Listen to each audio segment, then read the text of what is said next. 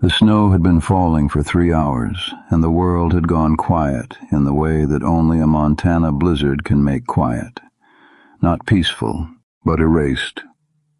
The wind didn't howl, it moaned. The trees didn't sway, they bowed. And inside the lean-to that had been their home for 11 days, the boy sat with his back against the wall and his sister's hand in his, listening to the sound of horses. Not one horse, two. He knew the rhythm of those hooves. He'd heard them before.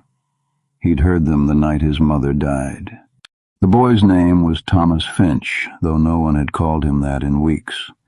He was 12 years old, and he had been carrying his sister Ruth since she was born, not metaphorically, though that was also true, but literally, in his arms, across 3 miles of frozen ground, after their mother had whispered her last words and gone still on the floor of their cabin. Ruth was 3. She had their mother's dark eyes and their father's stubborn chin, and she had not spoken a word since the night the men came. Not one word. She ate when Thomas put food in her mouth. She followed when Thomas took her hand. She slept curled against his chest, her thumb in her mouth, her breathing shallow and careful, as if even in sleep she understood that the world was not safe. Thomas understood it too. He had understood it since he was 8, when his father went to work the copper mines and never came back. Since he was 10, when he became the man of the house because there was no one else. Since he was 12, when 2 men with hard faces and a legal document came to their door and explained that the land his father had bought with 10 years of labor did not, in fact, belong to his family anymore. His mother had argued. She had shown them the papers. She had cried. The men had been patient. They had explained that the papers didn't matter, that a lawyer in Helena had filed something, that the land had been sold to someone else, that they had until the end of the month to leave. His mother had died 3 days after they left. Not from the argument, from the pneumonia she'd been hiding for 2 months, working through, not resting because resting meant not eating, and not eating meant the children didn't eat. The men hadn't killed her, but they had taken the last thing she had to fight for, and without it, her body had let go. Thomas had buried her himself in the frozen ground behind the cabin using a shovel he'd found in the barn and his own bleeding hands. He had said the words he remembered from church. He had held Ruth while she screamed, the first and last sound she had made since that night. Then he had taken what they could carry and walked. The horses were closer now. Thomas could hear them through the wind, the creak of leather, the muffled clop of hooves in snow. 2 riders, coming slow, coming certain, coming the way men come when they know exactly where they're going. Ruth stirred against him. She didn't open her eyes, but her hand tightened on his fingers. "It's okay," Thomas whispered. "I'm here." He lied. He was not enough. He was 12 years old and hungry and cold, and he had a knife that had been his father's, but it was not a fighting knife. It was a whittling knife for making toys and mending harness. If the men wanted to take Ruth, he could not stop them. If they wanted to take him, he could not stop them. If they wanted to do worse, and Thomas was old enough to know that men could do worse, he could not stop them. He had stopped them once before, not with the knife, with running, with hiding, with the desperate luck of a boy who knew the land better than men who came from Helena with papers and patience.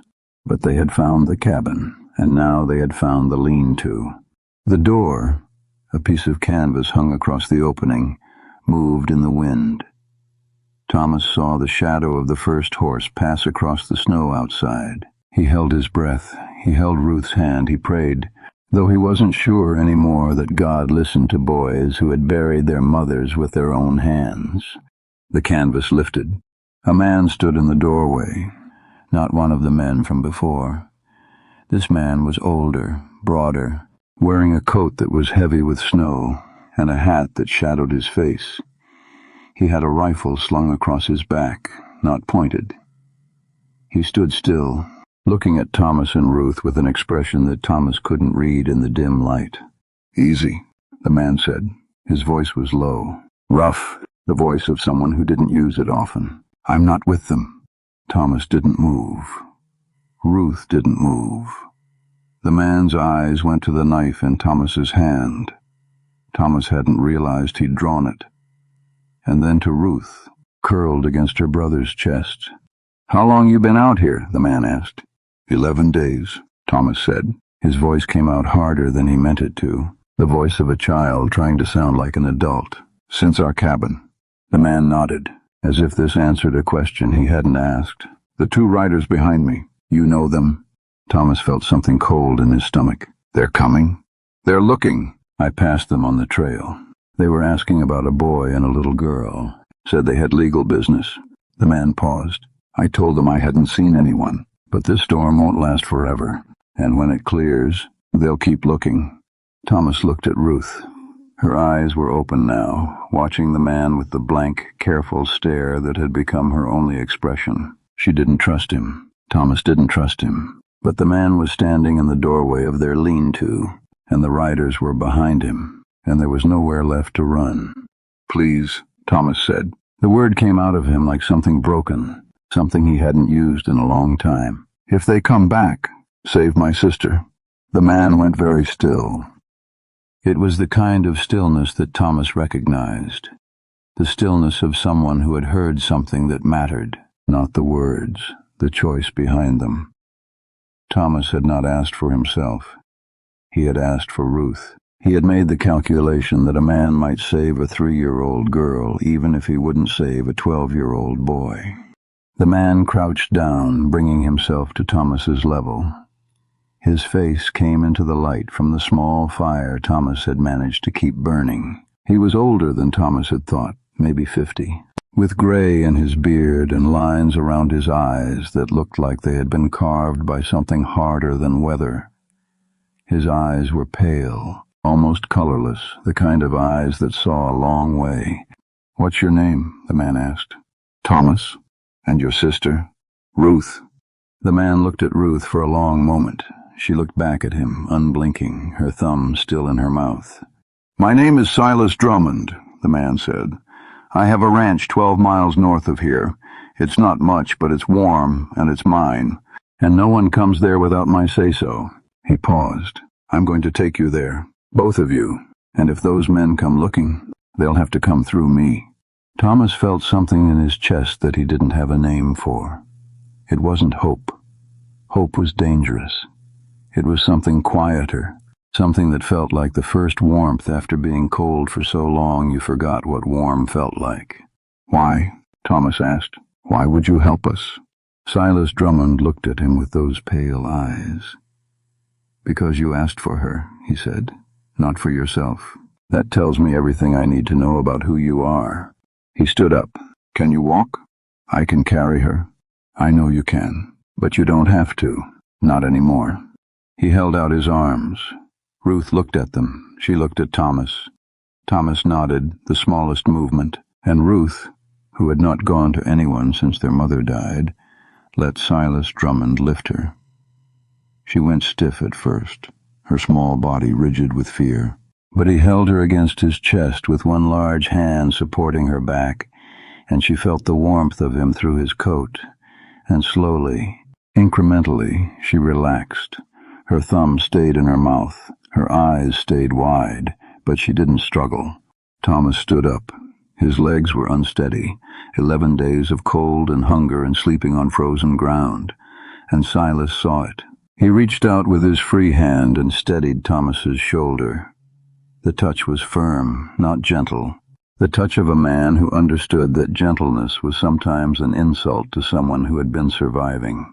"Follow me," Silas said. "My horse is tied behind the lean-to. We'll ride double, you behind me, your sister in front."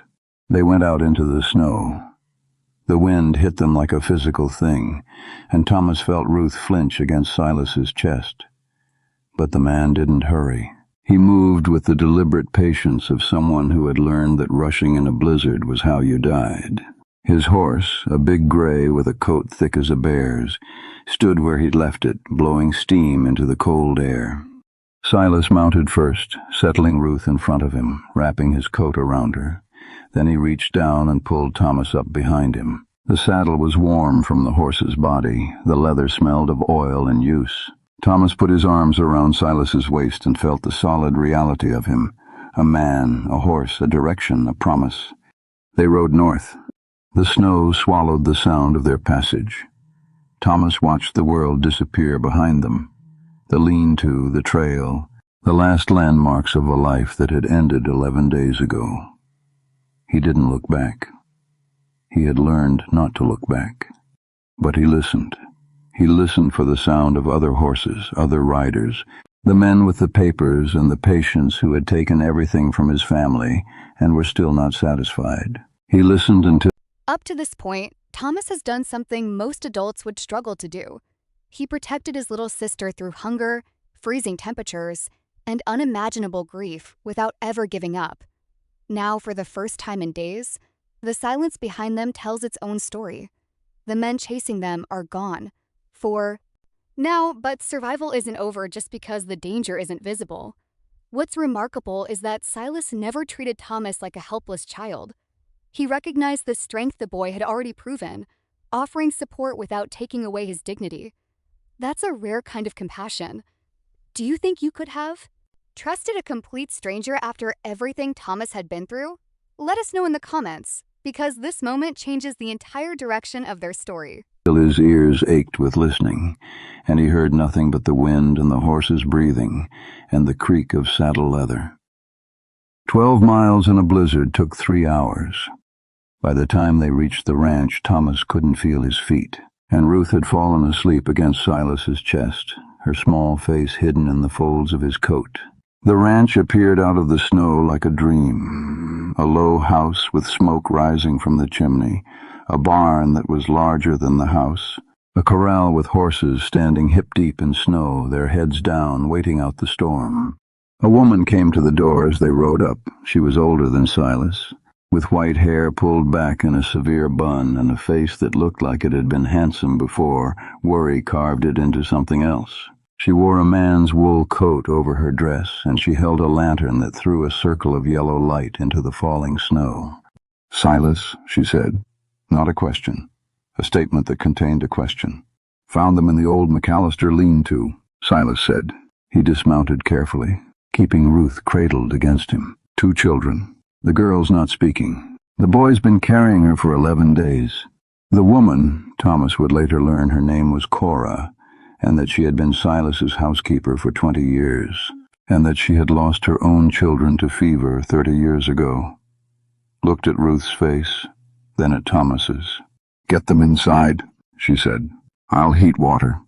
The house was warm. That was the first thing Thomas noticed. The warmth, the shocking, overwhelming warmth of a room that had been heated by a wood stove for hours. The air thick with the smell of coffee and something cooking that made his stomach clench with a hunger he hadn't allowed himself to feel. Cora took Ruth from Silas's arms and carried her to a chair by the stove, unwrapping her with the efficient tenderness of someone who had done this before, who had held cold children and warmed them back to life.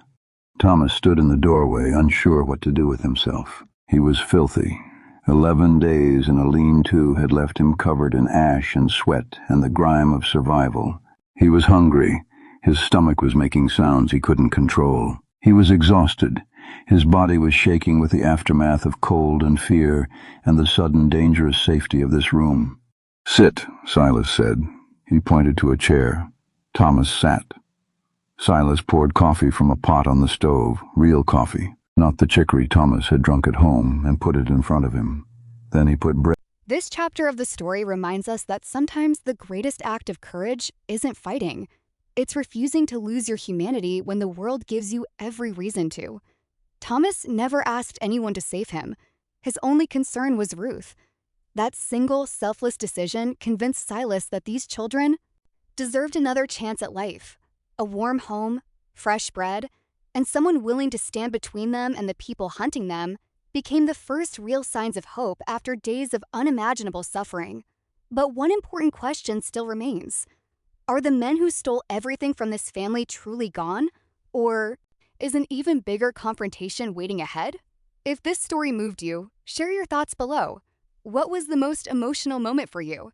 And if you enjoy powerful survival stories with unforgettable characters, don't forget to like this video, subscribe to the channel, and turn on notifications so you never miss the next incredible story. Bread on the table. Real bread.